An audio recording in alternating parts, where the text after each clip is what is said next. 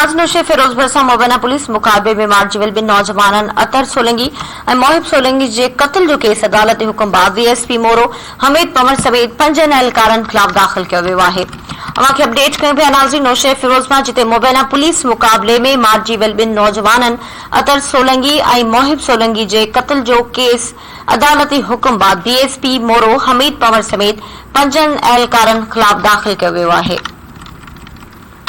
नौशे Firoz भरसा मुबैना police मुकाबले में मार्जिवल बिन नौजवानन अतर सोलंगी मोहिब सोलंगी के कत्ल जो केस अदालती हुक्म बाद DSP मोरो हमीद पमर समेत 5 एहलकारन खिलाफ दाखिल किया वियो आहे। नाज़रीन नौशे फिरोज भरसा मुबैना पुलिस मुकाबले में मार्जिवल बिन नौजवानन के कत्ल जो केस अदालती हुक्म बाद DSP मोरो समेत 5 एहलकारन खिलाफ दाखिल किया वियो आहे। नौशे फिरोज भरसा मुबैना पुलिस मुकाबले में मार्जिवल बिन नौजवानन अतर सोलंगी और मोहिब सोलंगी के कत्ल जो केस अदालती हुक्म बाद DSP मोरो समेत 5 एहलकारन खिलाफ दाखिल किया वियो आहे। इन तफ़सील मालूम कयूं था राब्तो कियो आहे धरती TV जे रिपोर्टर इमाम बख्श मशहूरी सां। जी इमाम बख्श इन बाबत आगाह कजो।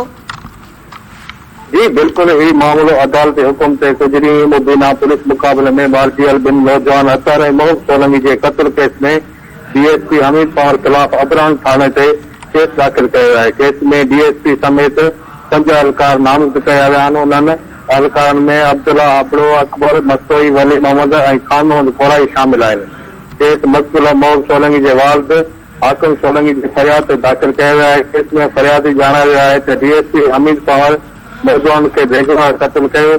हिन चयो त संदसि पुट मोहिब ऐं अतर भाइटनि जे हलंदड़ शादी काज में मोटरसाइकिल से खीर खणी वञी रहिया हुआ त ॻोठ मिठू मोरी भरसा नौजवान के DSP रोके नौजवान जी सुञाणप बैदि मोहिब अतर सोलंगी के वेझे खां गोलियूं हणी क़त्ल करे छॾियो आहे।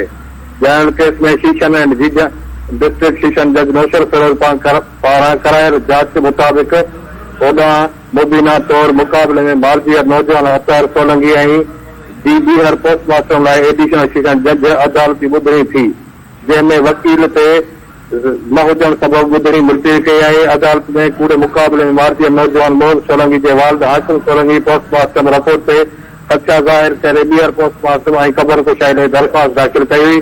फैसलो अदालत फरियादी धुर के वकील न हुजण सबब 20 नवंबर ताईं मुलतवी करे छॾी आहे। जी इमाम बख्श वॾी महिरबानी तफ़सील आहे।